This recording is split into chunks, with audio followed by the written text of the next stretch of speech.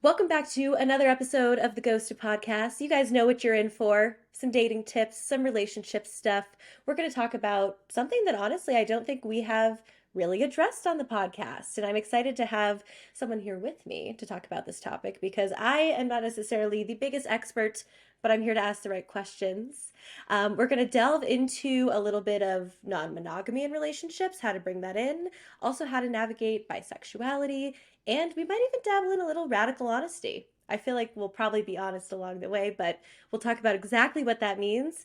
And Kelli Moore is here with me to chat all about this. Thank you for being Thanks for here. having me, Abby.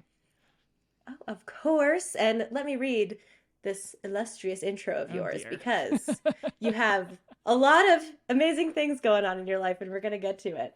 So, Kelli is the co founder and CEO of Soulfire Productions, which is the premier podcast network for thought leaders, free thinkers, and visionaries.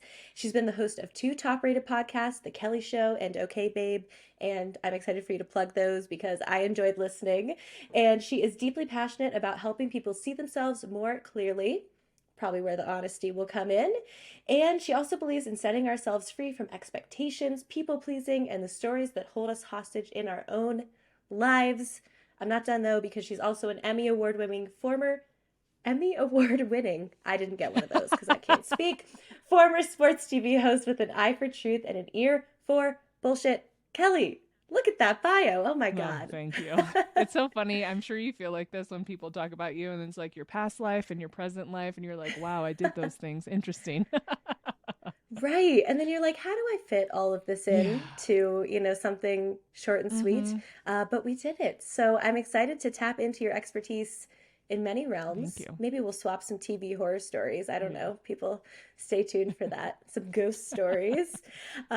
So I guess, Kelli, give me a little bit more of the background to kind of what brought you to want to delve into relationships and dating and all of that with people Yeah. on a podcasting I platform. mean, I'm sure I'm like a lot of people. I've had a lot of shitty relationships and unhealthy, toxic relationships with other people and myself for many years. And so now I pretend like I'm an expert and now I want to share all my wisdom with the world. No, I think I've been in this mode of self-discovery and exploration over the last few years, ever since I left my TV career. I broke up with my boyfriend. I sort of burned my life to the ground, met my now husband, started podcasting, started to just be radically honest with myself and other people about my own growth and what I was learning. And I think a big part of that was relationships, how I related to other people. And one of those ways was with my mom and my codependence with her and the manipulative, sort of narcissistic way I was raised by her, and how that sort of trickled into my relationship with myself and how I viewed my own worth and the people pleasing and all of those things, which then led to very dysfunctional romantic relationships. Um, and so when I met Connor, my husband, I was just in a place of wanting to find more for myself, find more happiness, find more joy, live life for myself, and find more pleasure and purpose in that experience. Um, and so I think it just comes from that place. I just really want people to know what else is possible because I've been in the box with the bow on top, and everyone thinks your life is so amazing and perfect and all your relationships are so great, and that's all well and good, and I get it, but in your 30s, I don't know, for me it's just felt like everything has blown open, and this idea of god, there's so much more available to us if we just open our damn eyes. That's what I really want Hmm. people to see, and if that means that I get to tell some really ridiculous stories about my experiences, and be super vulnerable, then that's what it is, and I'm happy to do it. Right, because I mean, only imagine if one, even just one person resonates, today with what you're saying or with something you say on any other podcasts, for me, I know it'd be worth it. So I would think you probably Yeah, feel the same way. absolutely, I agree. And so, was there a moment like when you sort of realized, wow, I have been in some of these unhealthy relationships? Or was it kind of this long build up of realizing, okay, there's something's got to change? Yeah, I had gotten to a point in my last relationship where I felt very sexually dissatisfied, and I was with someone who was, very emotionally unavailable. And then I got pregnant, and then I had an abortion. And so I think those things within, 6 month to year long period sort of, That's a lot going yeah, that is on. a lot. It was really eye opening to me that something was off, something was wrong. I wasn't being fulfilled on a lot of levels. And, even with a pregnancy where you would think would bring a lot of joy and all of those things, it didn't go how I expected. And so I think that was a huge catalyst, not only for relationship development, but also just my own. I think I woke up after that for the first time. I really saw how things were off. I saw that something was missing for me, and I knew that something drastic had to change in order for me to find whatever it is I needed to find. I didn't know what it was at that time, but I knew that it wasn't in this life that I had created for myself that just didn't feel good anymore. And that can be so hard. I can imagine saying, okay, I need to change something. I don't know what it is, and I don't know what the outcome's going to be. Like, where did you begin, if you don't mind Yeah. sharing, kind of on that personal growth Yeah, journey? I dove right into ayahuasca like everyone Okay. does. I'm Is just kidding. step one. Step one, just go to the jungle. No, I did actually do that though. I had been really feeling called to plant medicine and having an experience of that kind. I had been, diving into spirituality and personal development, and it just felt like, just the right next step for me. I felt like I had done some work on my own and I kept hitting roadblocks. I felt like I kept kind of banging my head against the wall. And I knew there had to be something else, some other support or way to see what I was missing. And it was definitely the right choice for me. When I came out of those ceremonies, I had a much clearer picture of who I was, what had been missing for me. I relived my birth during that experience and understood my relationship with my mom a lot more clearly. And I I really worked through my relationship with my ex-boyfriend and forgave him, and I just started to see myself in a different light, and that really opened me up to other things being possible. It kind of feels like, I don't know if this resonates with you or anyone else listening, but it felt like there was like this Hmm. little version of me inside of me that had never been allowed to come out. And I felt like doing ayahuasca for the first time was where I was like releasing this version of me that had been hidden for a really long time, that had some of the answers that I had been seeking. And it was all within myself. No one else told me anything. It was just rediscovering parts of me that I had suppressed or hidden or blacked out or whatever it was. And I felt like enough clarity where I could start doing more of the work. Yeah. Wow. So it's like, finding that thing that really gives you that, mind opening Mm-hmm. factor. Maybe it's something a little extra, a substance, maybe it's seeing a therapist. It's like you got to do what's right for you if you're listening, for Mm-hmm. sure. We're not just saying everyone go do Yeah. ayahuasca. I think we need that little disclaimer or legal will come Yeah. after me. Um, but I'm so glad that it worked for you because it sounds like then you ended up meeting your husband after you were able to kind of do a bunch of growth on yourself. Yeah. I connected with him. We met through our podcast. We have a podcast, Love Story, obviously. And Love that. I we connected through that, so we were sort of friendly on social media. And then when I came out of that's the ceremonies that weekend, we started talking a lot more, and we met in person about a month later.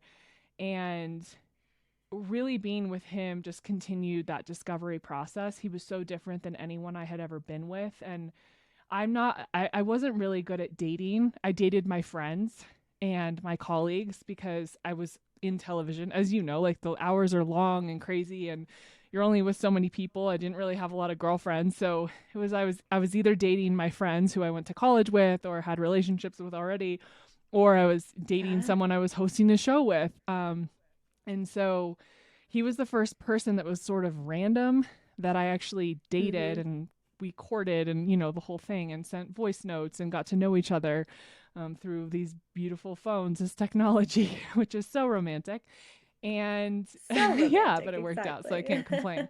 But yeah, he was the first person who was really sort of outside the box for me and different than anyone I had ever been with.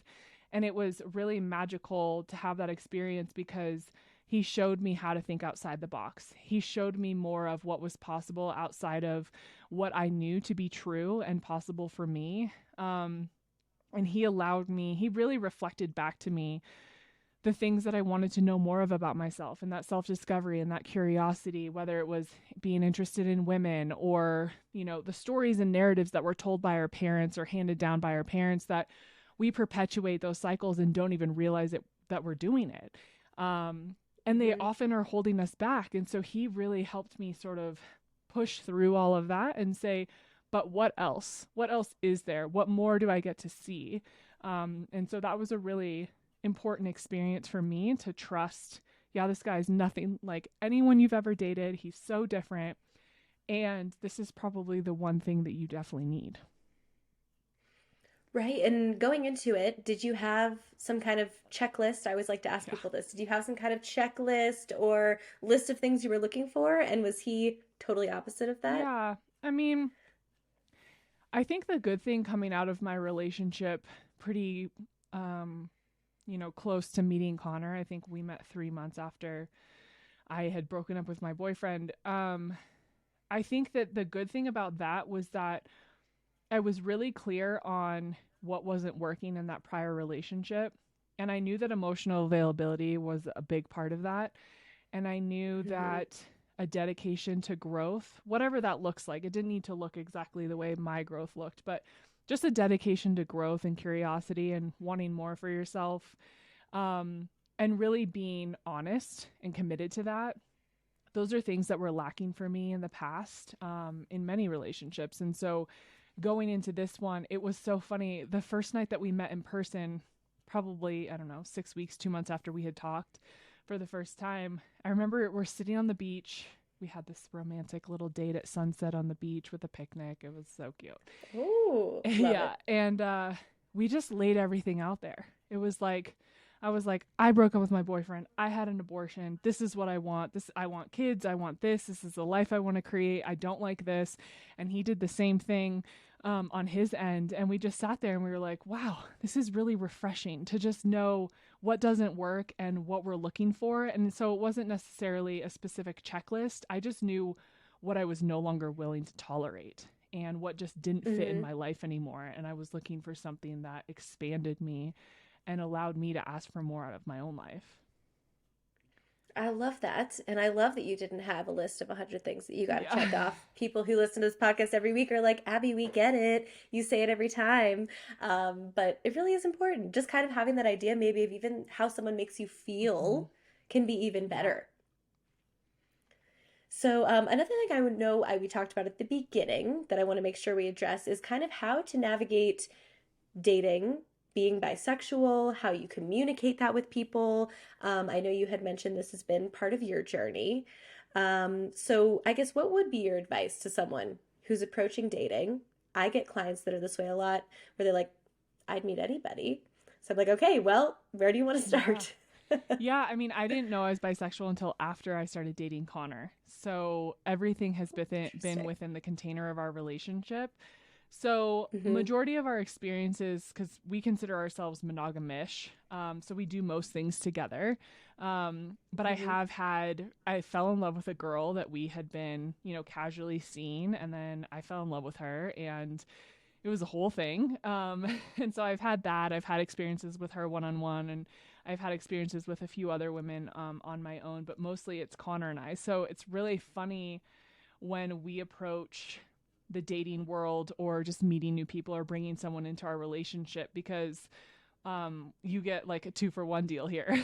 So you're not just gonna get one Right. of us, for the most part. I'm sure if the right situation presented itself, maybe, but for the most part, it's the two of us. And so we, we have approached it in a handful of ways. Some people have been friends that we've sort of brought up, like, hey, we're attracted to you. Is this something you'd be interested in? Or we can already kind of feel that they're into it. So we've gone about it in that way, which feels really safe. But we've also been on the Mm-hmm. apps. Like, we've been super active on Bumble, which is a pretty interesting experience. Yeah, I was gonna say, I want to know more about that Yeah, because, that's got to be, I would assume you got to have some radical you honesty do. when you're on Bumble Yeah. seeking another person. Yeah. And the way, so I can't do small talk. It's the bane of my existence. I'm not good at Oh, it. it's the Yeah, worst. Yeah. and I think that's why I didn't date, to be honest, because I can't do it. And so Mm-hmm. luckily, if I was dating someone, there we were already friends, so I kind of bypassed that whole thing. Yeah. But for this, you have to have small talk and you have to get to know people. And there is like okay, how did you start this and what is this and blah blah blah. So I actually let Connor handle all of our online dating extravaganzas. He loves it. He's all about small talk. He will take an audience anytime, any day. And so he just Mm-hmm. revels in that experience. And he just really likes getting to know people, and he's very chatty and extroverted, and I'm a super introvert. And so usually like on our profile it says exactly what we're looking for. It's pictures of both of us, it has both of our names, so it's very clear from day one what we're looking for. We don't want to be like sketchy or weird. And then oftentimes, I appreciate yeah, that because people are. because uh, yeah, I get complaints all the time from people of like, I thought I met this really great person, and they were like, oh, wait, but I'm married and I'm looking for a third. Yeah, that's not okay. And we're just, No. Yeah.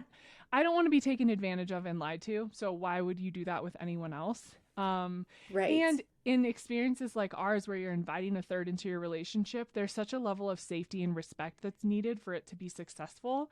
If you don't have that, someone's going to feel left out. Someone's feelings are going to get hurt. They're going to feel like they've been used. You know, the unicorn that like Yeah. just gets used by the couple.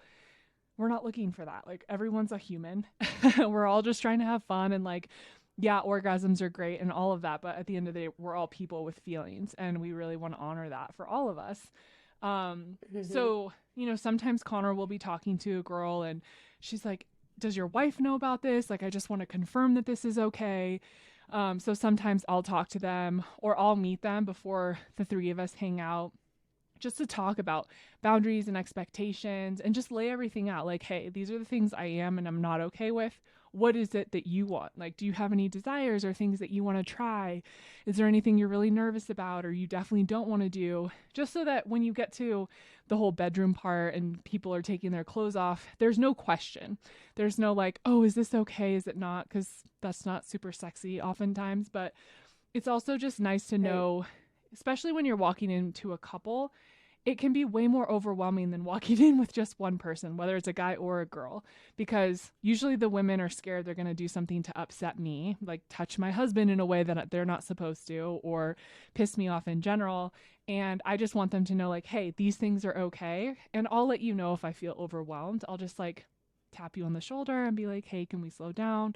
So I think communication is the biggest part for us of online dating and just how we live in general. Um, and then obviously like meeting people on Instagram or in real life. And again, just being really honest, like, this is what we're looking for. These are our experiences. Is this something you want to try? I think most women that we've been with, this is their first time. So there's a lot of, Mm-hmm.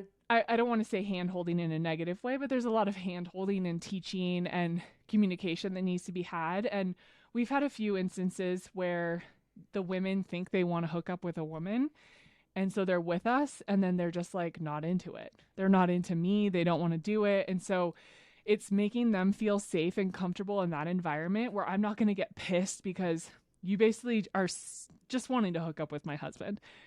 And then I get mad and like, Interesting yeah. And then I dynamic. take it Yeah. out on you and I'm like, mean or something.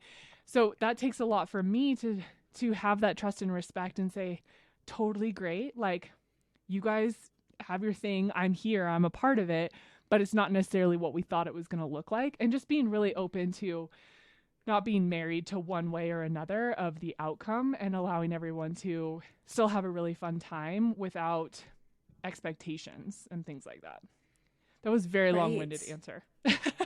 No, but I think, I think it is really interesting because I do think there are a lot of people who don't approach this kind of thing in the way that you do, at least from, what I have seen personally on dating apps or, other people I've even had on this podcast as well. So, it kind of is an exercise in like really figuring out what are your boundaries. You have to communicate them, like you said, respect, trust.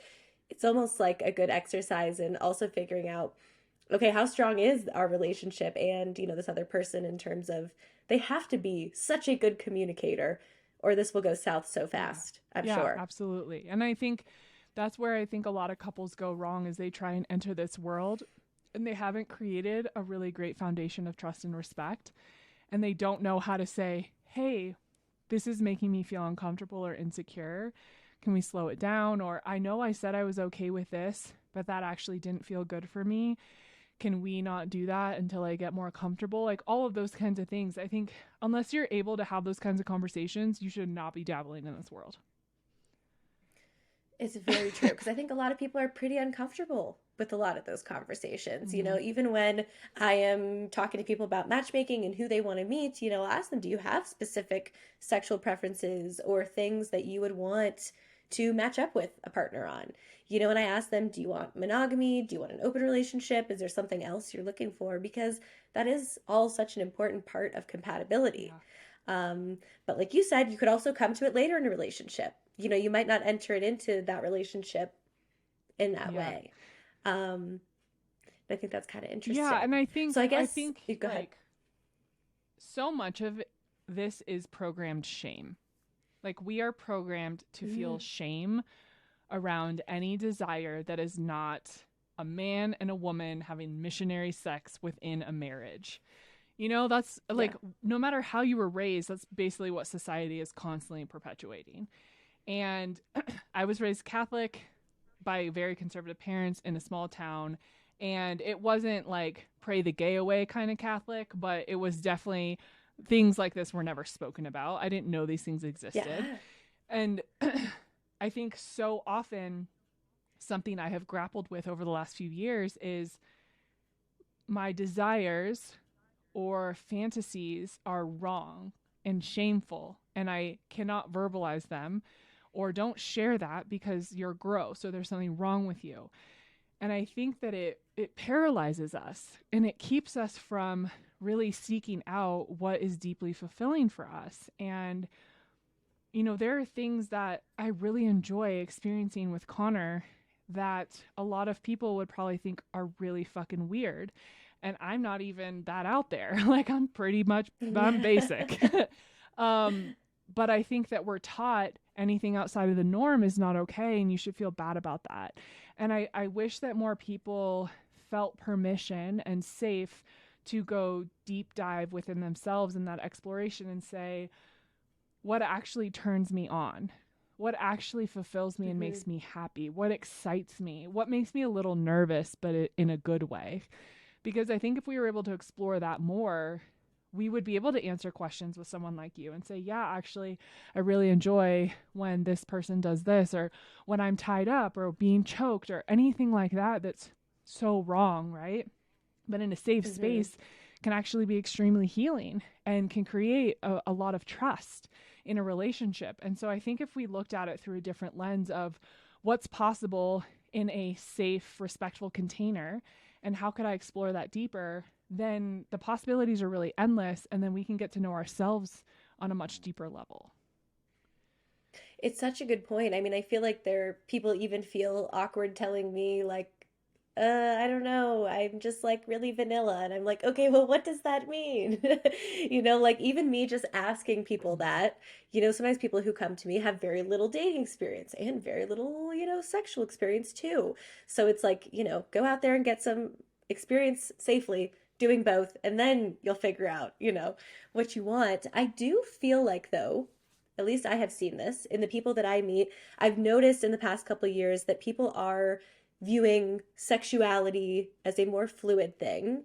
You know, I think more people are at least being open with me of, hey, I'm attracted to both men and women, but I want to date, you know, this person at the moment. Do you feel like there's more of that, or at least people are being more open about it right now? I mean, I think I'm biased because I mean, even within our podcast network, we have a bunch of shows that talk about sexuality. Yeah. And I have a lot of friends. Well, I wouldn't say a lot of friends, but I have a handful of friends who live similarly to Connor and myself, who are open. And so I think I hear this narrative very regularly. Right. But I think it's I think it's like young millennials and Gen Zers who are really making this shift. You know, Oh, it's the totally. gender conversation of like, but I don't identify as what you tell me I have to identify as. And I think it's also spilling into sexuality of, well, but whatever label you have chosen to give me doesn't really fit for me. And so what does that mean? And so I think it's causing everyone to sort of question where we all fell within the paradigms and the labels and say, is that Mm-hmm. actually true? Does that actually resonate for me? And I think the more that I have been exposed to people who live differently or alternative lifestyles or have different sexual preferences, it's opened my eyes to it even being possible and allowed me to think outside of my own boundaries and say, okay, if I was presented with a situation with someone who wasn't just a man, maybe that, maybe someone who identifies as pansexual or a woman or whatever it is, how would I feel about that from a blank slate, not based on what I was Mm-hmm. taught?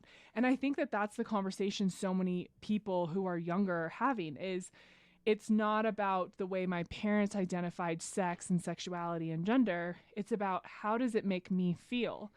And what am I sort of willing to explore within myself? And maybe I do it once and I don't like it, and that's okay. But I think the younger generation is just willing to be more curious. And I also think I was talking to someone about this the other day. It feels like the Mm-hmm. 70s are back. Like straight up acid and mushrooms and free love There you and sex go. Yeah. parties and all the things. And I've never been to a sex party or been a part of an orgy or anything like that. But Oh, darn. I thought that's I where we were going know, next. I promise after I give birth, I will let you know because I definitely want to go to a sex party. Um, Yeah, I feel like being pregnant and being involved in that. That sounds like I don't know, some kind of SNL yeah, sketch or I something mean, like I'm that. not even having sex with my own husband right now, so let's be real. The orgy thing is not happening. Um, I'm just trying not to pee my pants every 5 seconds. You'll, Well, I won't make you laugh too yeah, hard. yeah. So, um, but yeah, I think it just feels like a cultural shift into more openness, mhm. into accessing different parts of ourselves and not having to play by other people's rules and standards. Right. And then I do think there's another layer of this too, of the people who aren't really like part of that awakening Mm-hmm. or having that open mind. You know, there's an example of a woman that I set up on a date. She was really hitting it off with this guy. They went on like a handful of dates and she identifies as pansexual and wanted to make sure that he knew that. And when she brought that up, he actually said that that was a deal Mm-hmm. breaker and kind of couldn't be in the relationship anymore, which is kind of interesting of like how upfront do you think people should be about that? You know, if you're on a dating app, should it be on there? Like how early should you bring that up if you know it is an issue maybe for some people? Yeah, I mean, on our show, Okay Babe, we talk a lot about love and relationships and our dynamic. Yeah. And so we've had a lot of people message us when I started talking about being bisexual and the experiences Connor and I were having. We had a lot of listeners who message us, mostly women, and they were like, I Mm-hmm. told my partner that I'm also bisexual. I've never come out before. This is the first time I'm bringing it up. Some of them were married, some of them in long time partnerships, and many of the men did not respond well. And it was Mm-hmm. really interesting because for Connor, he's like, this is dope. I don't know why you wouldn't respond well. But what I think it so often comes from a place of just not knowing. It's this very unknown place which causes a lot of insecurities in us. And we often Mm-hmm. think that women are the ones that are insecure and nervous about things. And I think that men actually are very insecure in their own ways. And when they feel Oh yeah. like maybe they're being challenged or they're not going to be the only one, what does that mean? And oh, you mean that you could be in love with this type of person and this type of person and this type of person? Then where do I fall? Right. And I think if you're not taught about it and if you're not in conversation about it and learning and having those experiences, it can feel very uncomfortable. Um, and so I totally understand that. And I really respect people who speak their truth, even when they know that that's going to be the outcome of someone not understanding them or supporting it. Um, And to your point, I think that being upfront early is really important. I mean, I'm no matchmaker, I'm no dating guru, um, but I really do, But hey, you have your own life right? experience, so that works for the Yeah. show. And you can challenge me if you want to, but I just feel like transparency is so important to me, especially now. I'm almost 35 years old. Like, I don't have time to fucking play games. So let's just like put it out there. This is what I'm interested Yeah, in, and this is what makes me feel good. And if you don't resonate with that, or I make you uncomfortable, then you're probably not the person to be with me. Now, if you're just like, I've never been with someone like that, I don't really know what that means, and then you ask me questions and you want to learn more about it, then that's a really dope conversation. Even if nothing happened, even if there was no relationship or sexual encounter after that between the two of you, maybe that person learned something that night and they can take that hmm, into another relationship or another experience with a more open mind because you were honest and open with them. I think that people who live alternatively or have different preferences can often be incredible leaders if we are willing to be that.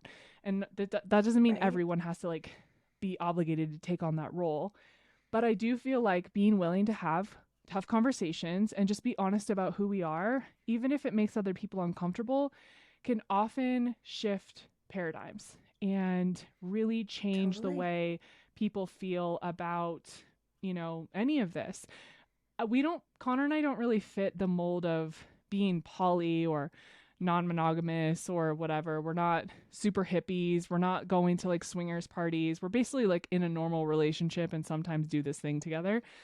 And I think that that's really changed the way many of our friends even look at that dynamic because they're like, oh, you guys Hmm. are like seemingly normal people who run a company together and you're pregnant and have dogs and do the thing. And you also like to do this thing together. And so I think the more that we can share and be open, the more people's eyes will be open to, oh, you can just be a person who likes to do a thing that feels good and call it a day.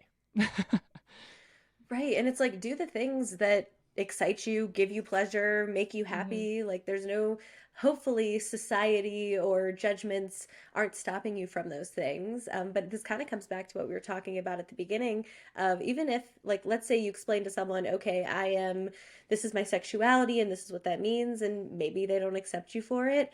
But maybe that person is then like, whoa, my mind is open to this whole new thing. And maybe I could accept someone later on. I think it's an important thing to think about. And also, this sounds silly, if you're dating, a conversation to honestly practice having. It's something like, I always tell people when you have something like that you know you're going to have to bring up, practice having it. Yes. It could be with yourself in the mirror, it could be with a friend, it could be with, anyone. So then when it comes up, you feel super comfortable and you're not caught off guard or like, where do I go? Yeah, I agree with that 100%. Something that Connor talks about a lot. He actually used to be a dating coach, which is so funny because now he talks about politics. So full Oh, I 180. love it. But something he talked about a lot that was really helpful for him before he and I met was he spent about 2 years between his last long relationship and meeting me just casually dating. And he practiced. He met a lot of Hmm. different types of women. He dated different women than he had ever dated before. And he just opened himself up to how can I have different types of conversations with different people? And I get to learn more about me and they get to learn more about them. And oftentimes it would never turn into anything, nothing sexual, nothing serious, but they would become friends or they just learned something and like went on their merry way. And I thought about that a lot because I think that that's so important. We only have Hmm. context when we have context. If you don't put yourself in new situations and try new things and get curious about what life has to offer and different people, then how are you ever going to have context to make new decisions or change things? And I think that's a really good idea. It's like, how can you practice this? And then you get to know more about what you want down the line. And I think it's a really cool discovery process. It's so true. I was just talking about this the other day that people go in to talking to me and they say, I want this, this, and this. I'm like, okay, noted. Let's give you this, this, and this. And then they meet that and they're like, oh, wait, actually, I don't like that thing and I don't like this thing. So that practice element is so important because in theory, you might think you want this type of person, but when you actually meet them, it might be totally different. Yeah. Like you said, your husband is totally different than other people that you dated. So, having that practice is so Hmm. important. So go on some dates, some good ones, some bad ones, some ones, and hopefully you can view them all as a value add to your life. Yes, exactly. So I wanted to make sure we also have some time at the end here for you to plug what you are up to, Kelli, because you got a lot of good things going on. Tell us a little bit about your two podcasts and where people can listen to them. Yeah, so the Kelly show's been on hiatus this year because I was doing IVF and getting pregnant. So I had to You're a little turn my busy. energy, and I don't think anyone wanted my hormonal ass talking about anything for a while. So you can have me back next year. But Connor and Okay. I have had Okay Babe for the last few years. So we talk a lot about sex, love, relationships, all the things you and I covered today. Really Hmm. just having honest conversations about the things that we go through, how we communicate and navigate our way through it. And so it's super fun, and people, enjoy our banter, I guess, our ridiculous banter. So you can listen to Okay Babe wherever you find podcasts. And then we have Soulfire Productions, which is our podcast production company. And we work with about 40 shows, very much in this space: sex, love, relationships, personal development, Awesome. spirituality. So you can find many shows like that over there. Right. I feel like if you're listening to this podcast, you probably would like a bunch of the podcasts you Yes. mentioned. So it's all along the same lines. And Kelli, anywhere that people should follow you on social media, website, make sure you give us all of the shameless Yeah, plugs. you can find me on Instagram at Kelli T. Moore, and kellymore.co, and then soulfireproductionsco.com. Awesome.